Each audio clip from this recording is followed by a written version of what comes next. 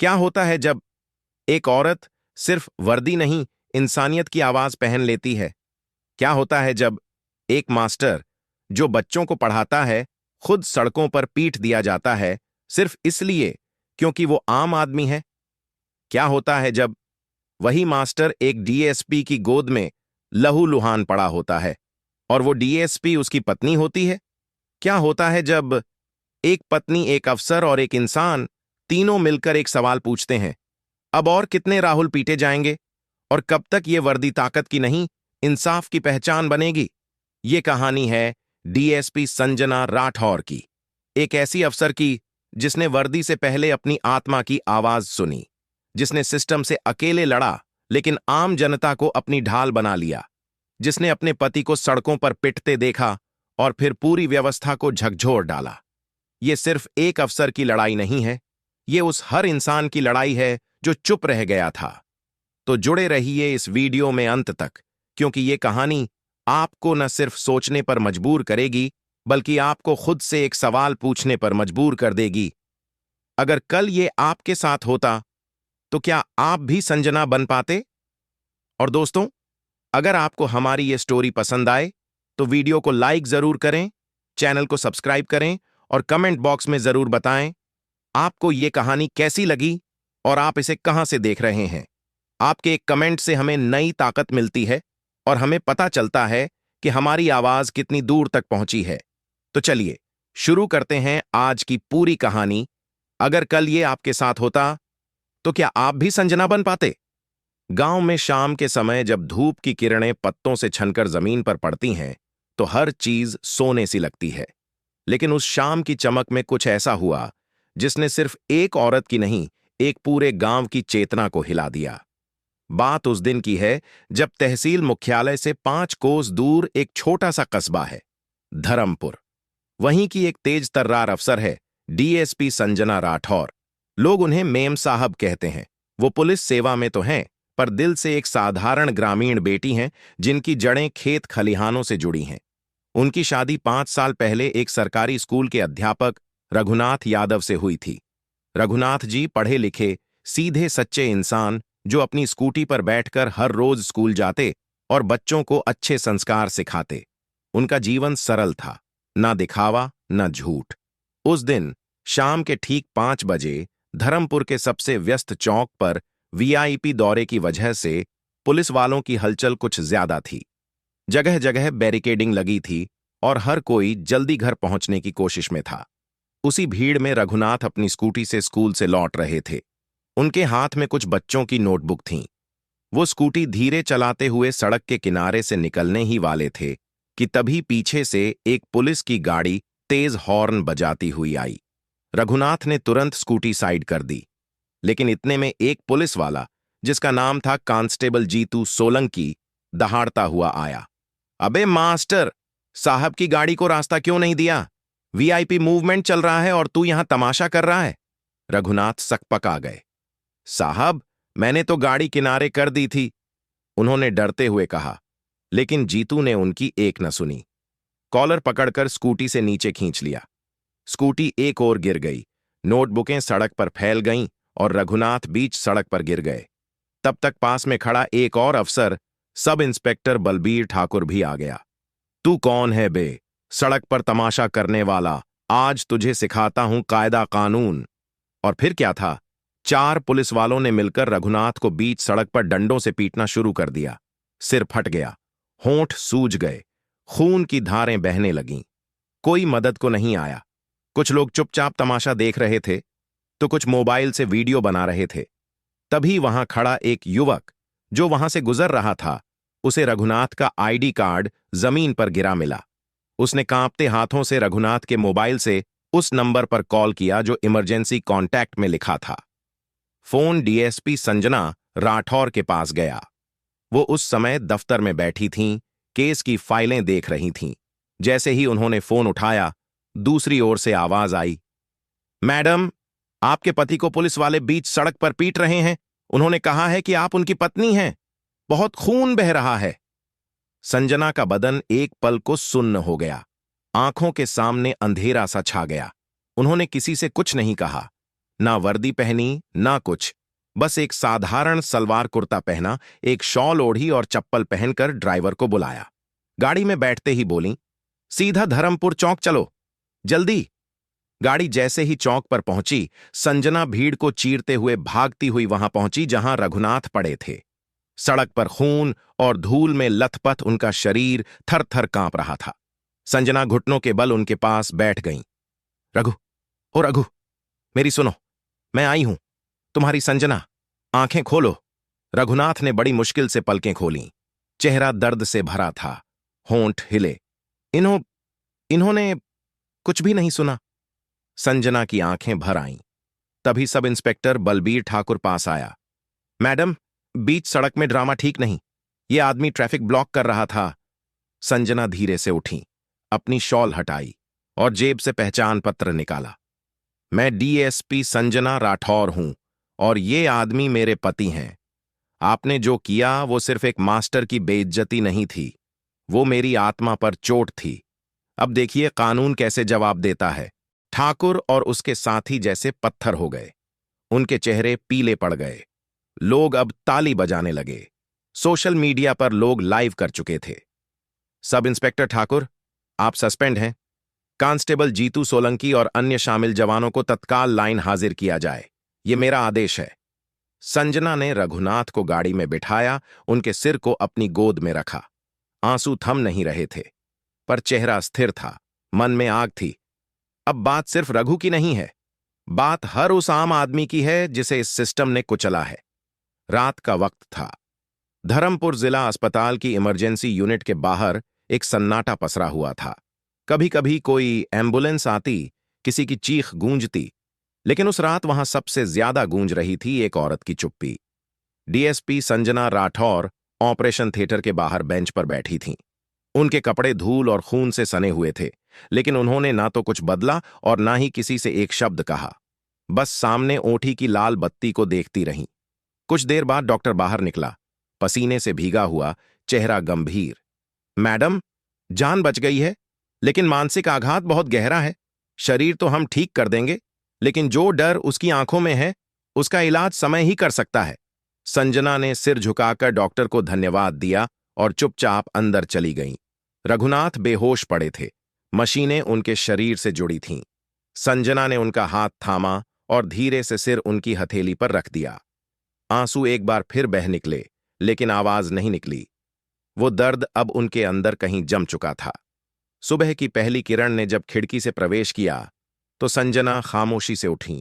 Washroom में जाकर चेहरा धोया, बाल संवारे और वही सादगी भरा सलवार कुर्ता पहनकर अस्पताल से बाहर निकलीं। उनके चेहरे पर थकान तो थी, पर आंखों में एक नई जिद थी, जैसे अब कुछ नहीं बचा छिपाने को, अब लड़ाई खुलकर होगी। संजना ने सीधा थाने का रुख किया। हजरतपुर थाने के बाहर वही भीड़ जमा थी जो कल मूक दर्शक बनी खड़ी थी, लेकिन आज भीड़ में कुछ अलग था। कुछ उम्मीद थी, कुछ सवाल थे और कुछ डर भी। जैसे ही संजना अंदर घुसी, सारे पुलिसकर्मी खड़े हो गए। कोई कुछ बोल नहीं पाया। इंस्पेक्टर दिनेश पांडेय, जो कि पूरे क्षेत्र में अपने रसूख के लिए जाना जाता था, सामने आया। मैडम, कल जो हुआ वो गलतफहमी थी। हम लोग वीआईपी मूवमेंट में व्यस्त थे, गलती हो गई। संजना ने बीच में ही बात काट दी। गलती नहीं हुई, गुनाह हुआ है और अब गुनहगारों को जवाब देना होगा। उन्होंने सबको बुलाया, एक एक कर सस्पेंशन के आदेश पढ़े। Constable Jitu, sub inspector Thakur और उनके दो सहयोगी लाइन हाजिर कर दिए गए।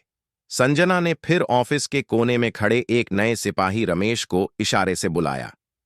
क्या तुम्हें डर नहीं लगता? रमेश कांपते हुए बोला। लगता है मैडम, लेकिन आप जैसी अफसर हों तो डर कम हो जाता है। संजना पहली बार मुस्कुराई। डर जब तक सिस्टम में रहेगा, आम आदमी पीटता रहेगा। अब वक्त है डर को उसी की भाषा में जवाब देने का। उसी दिन शाम को जब संजना घर लौटी तो देखा कि आंगन में माँ बाबूजी बैठे थे। माँ ने देखते ही पूछा, बिटिया, कुछ खाया भी है आज? संजना ने सिर झुका दिया। माँ चुपचाप उनके पास आईं और उनका सिर गोद में रख लिया। हमने तो सोचा था तू अफसर बनेगी तो चैन से जिएगी, पर तू तो आग बन गई है। संजना ने धीमे से कहा, माँ, अब आग लग चुकी है, बुझाऊंगी नहीं। उस दिन जब रघु सड़क पर पीटे जा रहे थे और मैं कुछ नहीं कर सकी, वो दिन मेरे जीने की शर्म है। अब मैं नहीं रुकूंगी। रात को जब संजना फिर से अस्पताल पहुंची तो रघुनाथ की आंखें खुली हुई थीं। वो धीरे धीरे मुस्कुरा रहे थे। बड़ी अफसर बन गई हो, अब सब डरते हैं तुमसे। संजना ने उनका हाथ थामा और बोली, डरते नहीं, अब जवाब दे रहे हैं। अगली सुबह धर्मपुर के सरकारी स्कूल में बच्चे जमा थे। प्रधानाचार्य ने उन्हें जानकारी दी कि रघुनाथ सर कुछ दिनों तक स्कूल नहीं आएंगे। एक बच्चा बोला, क्यों सर, बीमार हैं क्या? एक दूसरे बच्चे ने कहा, नहीं, उन्हें पुलिस वालों ने मारा है। मेरे पापा ने वीडियो दिखाया मुझे। पूरा स्कूल सन्न रह गया। शिक्षक, कर्मचारी सब चुप। पर उस बच्चे की बात ने जैसे स्कूल की दीवारों को झकझोर दिया। एक मासूम बच्चे ने जो कहा वो पूरे समाज की चुप्पी के मुंह पर तमाचा था। इधर संजना ने तय कर लिया था कि अब वह सिर्फ एक मामला नहीं सुलझाएगी, वह पूरे सिस्टम की सफाई शुरू करेगी। उन्होंने जिले के एसपी से मिलकर कहा, मुझे एक विशेष टास्क फोर्स चाहिए। मैं खुद नेतृत्व करूंगी। जहां भी अन्याय होगा वहीं कार्रवाई होगी। एसपी ने कहा, लेकिन तुम्हें ऊपर से दबाव आएगा, तुम्हारा ट्रांसफर हो सकता है। संजना ने बिना पलक झपकाए जवाब दिया, अगर सच बोलने की सजा ट्रांसफर है तो मैं रोज ट्रांसफर झेलने को तैयार हूं। उसी रात एक विशेष जन सुनवाई शिविर की घोषणा की गई। कोई आदेश नहीं, कोई सरकारी विज्ञप्ति नहीं, सिर्फ एक पोस्टर, अब आपकी आवाज सुनी जाएगी। पहले ही दिन 300 से ज्यादा लोग पहुंचे। किसी की बेटी को थाने में झूठे केस में फंसाया गया था। किसी का भाई बिना कारण जेल में था। कुछ महिलाएं रोती हुई आईं, मैडम, थाने वाले हमसे गाली देते हैं। संजना ने हर शिकायत नोट की, दस्तावेज मांगे और अगले ही दिन पूरे पुलिस विभाग में हड़कंप मच गया। 4 सिपाही सस्पेंड, 2 दरोगा लाइन हाजिर और एक निरीक्षक पर विभागीय जांच शुरू। लेकिन इस कार्रवाई के साथ ही शुरू हुई साजिशों की लहर। तीसरे दिन संजना को एक नोटिस मिला, आपका तबादला गोरखपुर कर दिया गया है, तत्काल प्रभाव से उपस्थित हों। वो मुस्कुराईं और उसी समय एक चिट्ठी लिखी जिसे उन्होंने सोशल मीडिया पर पोस्ट किया, अगर सच बोलने की सजा ट्रांसफर है तो मुझे रोज ट्रांसफर कीजिए। मैं जहां भी रहूंगी वहीं से आवाज उठेगी। अब मीडिया में हलचल मच गई। छात्रों, महिलाओं, पूर्व अधिकारियों ने समर्थन देना शुरू किया। ऑनलाइन अभियान शुरू हुआ, न्याय के लिए संजना और हैड हम संजना के साथ हैं। रघुनाथ ने एक शाम टीवी पर यह सब देखा और आंखें भर आईं। मैं तो बस एक शिक्षक था, लेकिन मेरी पत्नी ने मुझे आवाज बना दिया। धर्मपुर में अब सिर्फ अफसर संजना राठौर की चर्चा नहीं थी, अब वहां एक आंदोलन ने जन्म ले लिया था। बाजारों में, चाय की दुकानों पर, खेतों के मेढ़ों पर, हर जगह लोग सिर्फ एक बात कर रहे थे, मैडम ने जो किया वो कोई औरत नहीं, कोई मर्द भी ना कर पाता। बुजुर्ग कह रहे थे, अब लग रहा है पुलिस में भी इंसान बचा है। युवाओं में उत्साह था और महिलाओं की आंखों में उम्मीद। पर जितना यह आंदोलन आम जनता में जड़ें जमा रहा था, उतना ही डर और असहजता सत्ता के गलियारों में फैल रही थी। धर्मपुर के विधायक गोवर्धन तिवारी, जो कई सालों से अपने रसूख के दम पर पुलिस और प्रशासन को अपनी जेब में रखते आए थे, इस सारे घटनाक्रम से खफा थे। उन्होंने मुख्यमंत्री कार्यालय तक फोन घुमा डाला, सर, ये अफसर तो बगावत पर उतर आई है। हर थाने से हमारे लोग निकलवाए जा रहे हैं। अब राजनीति करना मुश्किल हो रहा है। मुख्यमंत्री शिवपाल सिंह, जो अपने आप को जनता का नेता कहलवाना पसंद करते थे, गंभीर मुद्रा में बोले, या तो तुम सुधर जाओ या फिर तैयार हो जाओ। अब जनता का मूड बदल रहा है और तुम्हारी राजनीति अब पुराने ढर्रे पर नहीं चलेगी। उधर संजना राठौर ने जनसुनवाई के साथ साथ आंतरिक जांच इकाई का गठन किया, अंतस प्रकोष्ठ, जो हर थाने की गतिविधियों की गुप्त निगरानी करता। इस इकाई में ईमानदार जवान, रिटायर्ड जांच अधिकारी और स्वतंत्र वकील शामिल किए गए। इसका मुख्य उद्देश्य था झूठे केस, अवैध वसूली, महिला उत्पीड़न और लापरवाही की घटनाओं को रिकॉर्ड करना और बिना राजनीतिक हस्तक्षेप के कार्रवाई करना। कुछ ही हफ्तों में 23 पुलिसकर्मी निलंबित कर दिए गए। 7 के खिलाफ एफआईआर दर्ज हुई। 3 निरीक्षकों को विभागीय चेतावनी दी गई। यह सब किसी आदेश के बिना नहीं, बल्कि एक सख्त मंशा के तहत हुआ। अब वर्दी डर की नहीं, न्याय की प्रतीक बनेगी। पर जैसे जैसे संजना की लोकप्रियता बढ़ रही थी, साजिशें भी गहराती जा रही थीं।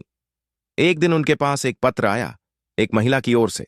उसमें लिखा था, डीएसपी संजना राठौर ने मेरे भाई को बिना वारंट के घर से उठाया और थाने में पीटा। पत्र पढ़ते ही उनके अधीनस्थों ने कहा, मैडम, यह झूठी शिकायत लगती है, इसकी जांच करवाते हैं। संजना शांत रहीं। नहीं, कानून सबके लिए बराबर है, मेरे लिए भी। अगर मैं निर्दोष हूं तो सच सामने आ जाएगा। अगले दिन अखबार की हेडलाइन थी, डीएसपी संजना राठौर पर उत्पीड़न का आरोप, विभागीय जांच शुरू। मीडिया दो खेमों में बंट गया। एक खेमा उन्हें शेरनी कह रहा था तो दूसरा पूछ रहा था, क्या एक अफसर को इतने व्यक्तिगत तरीके से सिस्टम से लड़ना चाहिए? इसी बीच एक रात उनके घर के बाहर दो अज्ञात बाइक सवारों ने ईंटें फेंकीं। एक खिड़की टूटी। संजना उस वक्त चाय बना रही थीं।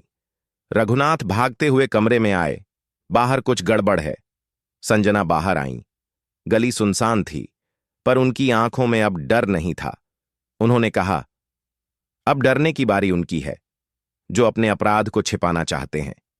अगले दिन उन्होंने प्रेस को बुलाया और सबके सामने कहा, मैं कानून की प्रक्रिया का सम्मान करती हूं, लेकिन अगर सच्चाई को झूठ से दबाया जाएगा तो मैं लड़ूंगी, चाहे मेरे खिलाफ ही क्यों ना हो।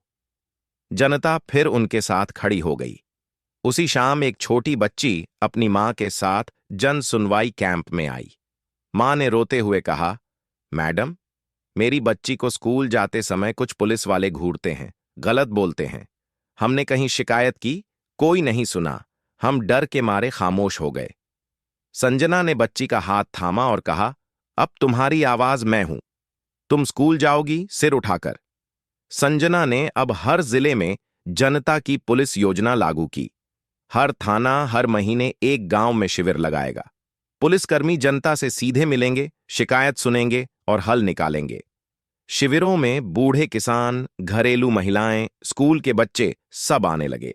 सबका सिर्फ एक ही भरोसा था, मैडम।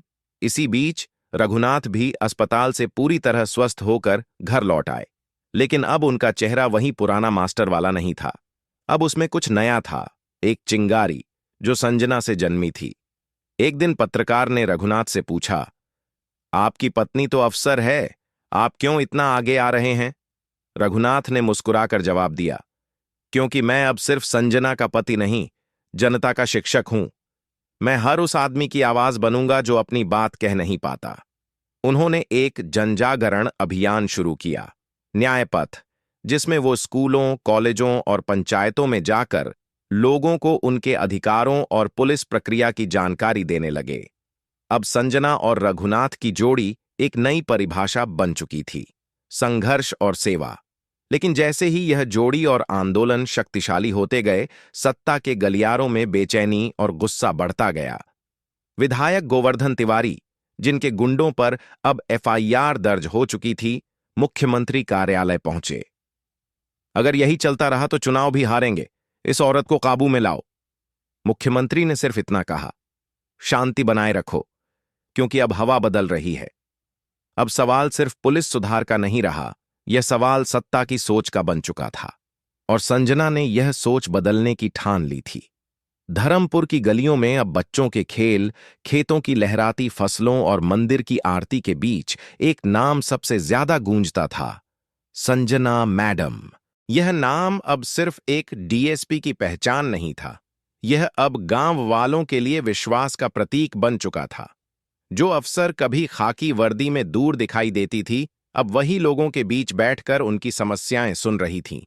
लेकिन इस बदलाव की हवा जितनी आम लोगों के दिलों में गर्मजोशी भर रही थी, उतनी ही ठंडी लहर उन अफसरों और नेताओं के चेहरों पर दौड़ रही थी जो बरसों से भ्रष्टाचार की चादर ओढ़कर बैठे थे। रघुनाथ अब पूरी तरह स्वस्थ हो चुके थे और उन्होंने अपने संघर्षों को शब्दों में ढालना शुरू कर दिया था। उन्होंने अपने अनुभवों पर आधारित एक किताब लिखनी शुरू की, सच की एक साड़ी, एक मास्टर की चुप्पी से पुलिस की पुकार तक। उन्होंने किताब की पहली पंक्ति में लिखा, जिस दिन मुझे सड़क पर पीटा गया, उस दिन मेरा शरीर टूटा नहीं, मेरी आत्मा जागी। इसी बीच संजना को खबर मिली कि धर्मपुर जिले के जिला क्राइम ब्रांच में गहरी गड़बड़ी चल रही है। नशे का धंधा, अवैध हथियारों की तस्करी और जमीन कब्जे, इन सबको संरक्षण मिल रहा है, वो भी कुछ बड़े पुलिस अफसरों और स्थानीय नेताओं की मिलीभगत से। संजना ने इस बार खुद मोर्चा संभालने का फैसला किया। उन्होंने विभाग को सूचित किए बिना आधी रात को एक गुप्त ऑपरेशन की योजना बनाई। रात के 2 बजे, जब सारा शहर सो रहा था, संजना के नेतृत्व में 10 ईमानदार पुलिसकर्मियों की टीम ने क्राइम ब्रांच के कथित गुप्त ठिकाने पर छापा मारा। छापे में कई दस्तावेज, नकदी, अवैध शराब की बोतलें और 2 बंदूकें बरामद हुईं। साथ ही पकड़ा गया सब इंस्पेक्टर रणजीत चौहान, जो सालों से अपने रसूख और नेताजी के संरक्षण में यह धंधा चला रहा था। जब उसे गिरफ्तार किया गया, उसने डरते हुए कहा, मैडम, ऊपर से आदेश था, हम क्या कर सकते हैं? संजना ने उसकी आंखों में झांक कर कहा, अब ऊपर मैं हूं और तुम्हारी मजबूरी अब तुम्हारा अपराध बन चुकी है। पूरे जिले में हड़कंप मच गया। पहली बार ऐसा हुआ था जब कोई पुलिस अफसर खुद अपने ही विभाग की जड़ें हिला रहा था। मीडिया भी 2 हिस्सों में बंट गया था, एक जो संजना को वीरता का प्रतीक बता रहा था और दूसरा जो सरकार से सवाल पूछने लगा था, क्या अब पुलिस ही पुलिस से डरने लगी है? इसी बीच मुख्यमंत्री शिवपाल सिन्हा ने संजना को लखनऊ बुलाया। संजना जब मुख्यमंत्री कार्यालय पहुंची तो अंदर वरिष्ठ अधिकारी और 1-2 विधायक पहले से मौजूद थे। मुख्यमंत्री ने गंभीर स्वर में पूछा, आपको नहीं लगता कि आप विभाग के भीतर अशांति फैला रही हैं? संजना ने संयमित आवाज में जवाब दिया, सर, अगर सड़ांध साफ करने को अशांति कहा जाए तो हां, मैं फैला रही हूं, लेकिन ये अशांति नहीं, सुधार है, और जो सुधार से डरते हैं वे ही असली खतरा हैं। मुख्यमंत्री ने थोड़ी देर सोचा, फिर मुस्कुराए, तुम्हारी लड़ाई अब मेरी लड़ाई है, आगे बढ़ो, पूरा राज्य प्रशासन तुम्हारे साथ है। इस समर्थन ने संजना की ताकत को कई गुना बढ़ा दिया। अब उन्होंने पूरे राज्य में पुलिस संवेदना अभियान की शुरुआत की। इसके तहत हर पुलिस थाने में संवेदनशीलता पर विशेष प्रशिक्षण शुरू किया गया। जवानों को सिखाया जाने लगा कि शिकायतकर्ता सिर्फ केस नंबर नहीं, एक इंसान होता है। अकादमी में रघुनाथ को भी बुलाया गया। वहां उन्होंने पुलिस रिक्रूट से कहा, जब कोई आदमी थाने आता है तो वो न्याय नहीं, अपनी आखिरी उम्मीद लेकर आता है। उस उम्मीद को मत तोड़ो। मेरा शरीर पीटा गया था, लेकिन मेरी आत्मा पुलिस पर से भरोसा टूटने से ज्यादा टूटी थी। उनकी बात सुनकर कई जवानों की आंखों में नमी आ गई। उधर विधायक गोवर्धन तिवारी और उनके सहयोगियों को अब अपने ही इलाके में घुसना मुश्किल हो गया था। जिन थानों से वह आदेश देते थे, अब वहां के दरवाजे उन पर बंद हो गए थे, क्योंकि अब वहां एक नई सोच काम कर रही थी, कानून पहले, रसूख बाद। संजना ने एक और योजना लागू की, एक गांव, एक थाना, एक हफ्ता, जिसके तहत हर थाना हर हफ्ते एक गांव में जाकर जन सुनवाई करता था। इस योजना ने प्रशासन को लोगों के और करीब ला दिया। एक दिन जब वो एक गांव में शिविर कर रही थीं, एक बुजुर्ग महिला उनके पास आई। उसके चेहरे पर झुर्रियां थीं, लेकिन आंखों में चमक थी। उसने संजना के पैर छुए और कहा, बेटिया, तू पुलिस वाली है, लेकिन तू मसीहा जैसी लगती है। अब हमारे घर में डर नहीं, उम्मीद बसती है। संजना की आंखें नम हो गईं। उन्होंने उस महिला का हाथ थामा और कहा, जब तक आप सब साथ हैं, कोई भी अन्याय अब जमीन पर नहीं टिकेगा।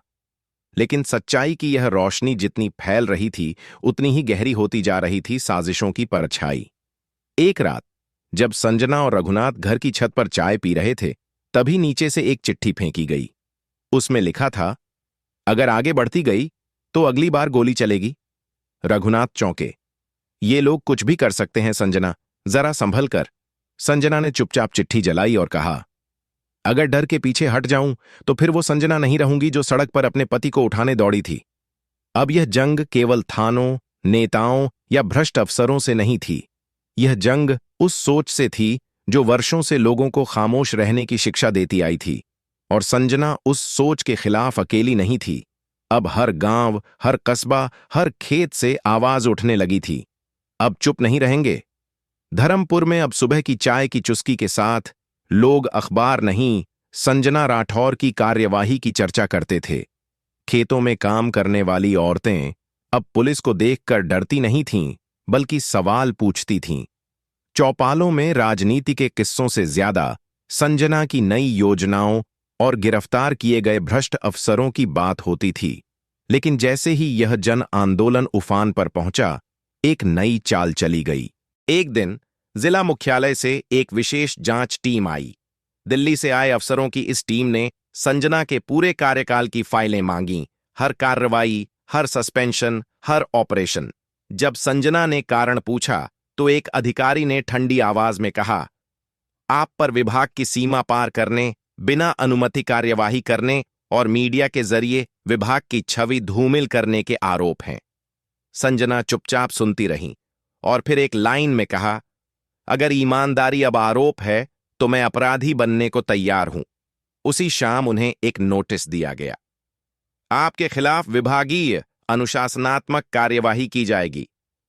यह खबर जंगल में आग की तरह फैली। सोशल मीडिया फिर से दो हिस्सों में बंट गया। समर्थकों ने हैशटैग जस्टिस फॉर संजना और हैशटैग संजना राठौर रॉक्स जैसे हैशटैग चलाए, जबकि विरोधियों ने इसे सत्ता के खिलाफ विद्रोह बताकर विवाद खड़ा करने की कोशिश की। पर संजना झुकी नहीं। उन्होंने अगले ही दिन प्रेस कॉन्फ्रेंस बुलाई। बिना कोई पेपर पढ़े सिर्फ अपनी सच्ची आवाज में बोली, अगर किसी पुलिस अफसर को इसीलिए सजा मिलती है क्योंकि उसने भ्रष्ट अफसरों के खिलाफ कार्यवाही की, तो फिर यह विभाग नहीं, गिरोह बन चुका है और मैं इस गिरोह की सदस्य नहीं बन सकती। इस बयान ने पूरे देश का ध्यान उनकी ओर खींचा। दिल्ली के कुछ वरिष्ठ रिटायर्ड पुलिस अधिकारियों ने सार्वजनिक रूप से संजना का समर्थन किया। एक पूर्व डीजीपी ने ट्वीट किया, अगर देश को सच्ची पुलिसिंग देखनी है तो संजना राठौर को पढ़ना चाहिए। उधर रघुनाथ की किताब अब छप चुकी थी और पूरे राज्य में फैल गई थी। गांव-गांव में लोग पन्ने पलटते हुए कह रहे थे, देखो, ये वो मास्टर है जिसे सड़क पर पीटा गया था और ये उसकी बीवी है जिसने सबको झुका दिया।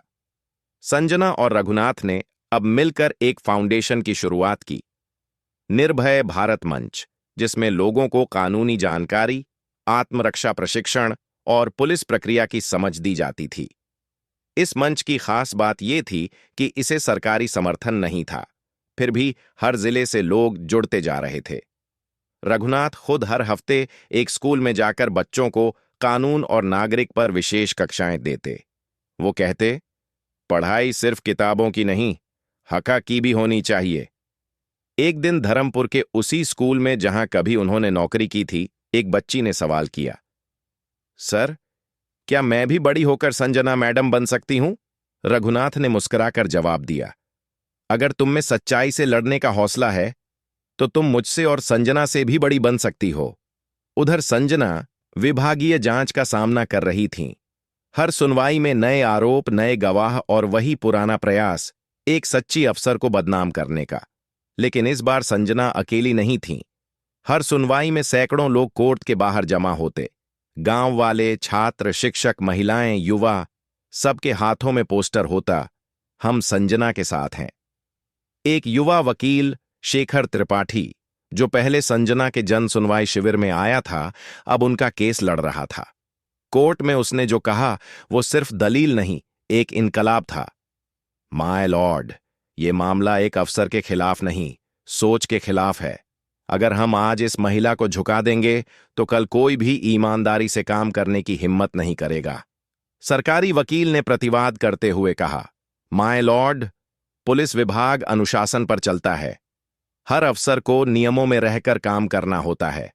शेखर ने तुरंत जवाब दिया, और जब नियम ही अन्याय की ढाल बन जाए तो क्या चुप रहना ही अनुशासन कहलाता है? कोर्ट में सन्नाटा छा गया। जज ने कार्यवाही स्थगित की और अगली तारीख मुकर्रर की। उसी रात जब संजना घर लौटीं तो दरवाजे पर भीड़ खड़ी थी। गांव की महिलाएं, कुछ बुजुर्ग, कुछ युवक, सबका चेहरा थका हुआ लेकिन दृढ़ था। एक बुजुर्ग महिला ने उनके हाथ में एक दीपक दिया और कहा, तू लड़े जा बेटी, ये दीपक हमारी उम्मीद है। रघुनाथ ने संजना का हाथ थामा और धीरे से कहा, तुमने हमें आवाज दी, अब हमारी आवाज तुम्हारे साथ है। संजना की आंखें भर आईं। वो जानती थीं, अब यह लड़ाई अदालतों की नहीं, आत्माओं की थी। इसी बीच धर्मपुर की एक बस्ती में पुलिस द्वारा किए गए एक फर्जी एनकाउंटर की जानकारी फाउंडेशन तक पहुंची। घटना 2 सप्ताह पुरानी थी, लेकिन डर के कारण परिवार कुछ बोल नहीं पा रहे थे। संजना ने तुरंत टीम भेजी। जांच में सामने आया कि एक युवक शिवलाल को चोरी के झूठे इल्जाम में उठाया गया और फिर मुठभेड़ में मारा गया। यह मामला संजना की रगों में बिजली बनकर दौड़ गया। उन्होंने प्रेस को बुलाया और कहा, अब न्याय की सीमा नहीं होगी। जो झूठे एनकाउंटर की आड़ में निर्दोषों की जान लेते हैं, वे वर्दी के लायक नहीं हैं। यह बयान विभाग में बवाल बन गया, लेकिन जनता में यह आग बनकर फैला। अब संजना राठौर एक अफसर से आंदोलन बन चुकी थीं, और यह आंदोलन थमने वाला नहीं था। अब धर्मपुर, गोरखपुर, लखनऊ या बनारस, हर जगह सिर्फ एक ही नाम था, जो बच्चों से लेकर बुजुर्गों तक की जुबान पर था, डीएसपी संजना राठौर। लेकिन अब इस नाम में सिर्फ डर या इज्जत नहीं थी, अब इस नाम में बदलाव की एक लहर समाई थी। संजना के संघर्ष को 3 साल पूरे हो चुके थे। इन 3 सालों में उन्होंने न जाने कितने जनसुनवाई कैंप लगाए, कितने फर्जी केसों को उजागर किया और कितनी बार खुद को अकेले खड़ा पाया, लेकिन उन्होंने कभी हार नहीं मानी।